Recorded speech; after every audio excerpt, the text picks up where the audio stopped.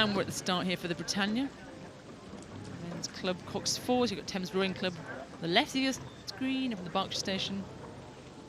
And we're looking at Upper Thames Rowing Club on the right of your screen. A grudge match down here between Thames and Upper Thames. Two different parts of the River Thames. Upper Thames are based here at Henley. We're going to go past their rowing club.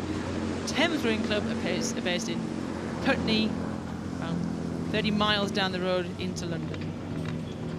It looks like the Londoners have had the better of the start there, Jess.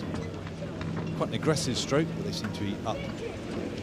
Shot there, the side-by-side shows that half a length of this top line. I mean, the strength and depth of Thames Rowing Club over the past 10 years has been absolutely outstanding across men's and women's boats. We've seen it time and time again. They've come here and put in strong crews. What do they do? What's their secret for producing that? Well, I just think you're absolutely right about the strength, and this event is a good example of it. So in the Holders are the fastest time. Thames Rowing Club in 2018, the very fast year we had.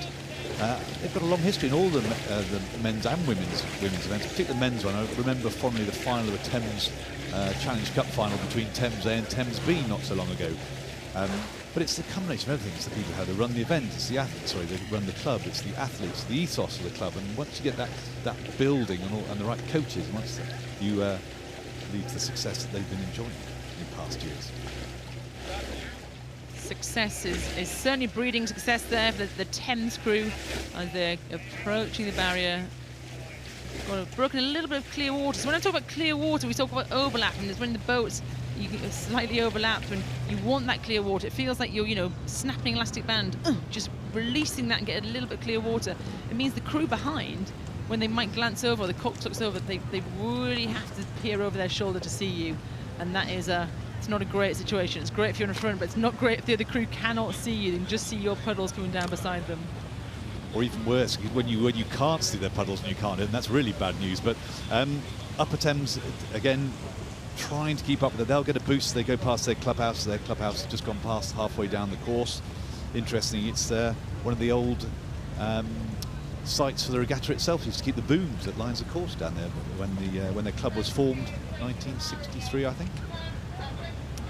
Very nice. I think it's been used recently as a prop for the Boys in the Boat film. It's the Washington University, isn't it? So you'll see that in the film coming up very shortly with George Clooney. But Upper Thames, you might spot it and keep an eye out for it.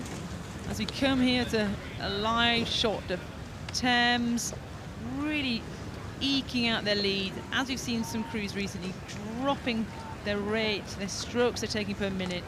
They drop their shoulders and they probably drop their intensity. As Upper Thames are keeping that intensity. Really interesting contrast there. A crew in control of a race, taking 25 strokes a minute, going to Upper Thames here, battling away, desperate to get back, 35 strokes a minute. In no way giving up. A really valiant effort here by Upper Thames Rowing Club. You've got to see the back of Mike Scott, the bowman, Matt Swiss in front, Henry Pearson, stroked by Robert Leach, and the cox, Zoe Thomas. Yeah, some classy rowing there from Thames. He managed to bring this through the enclosures to the finish line. As we were saying before, lowering the shoulders. Zoe Evans, their cox, is to tell him to conserve some energy now. Keep the rhythm, keep the length. Don't mess up in these last few strokes, and then it's job done. A little nod of the head for Pat Hanratty, the stroke man there of Thames. Yep, we've done it today. Good job. On to tomorrow.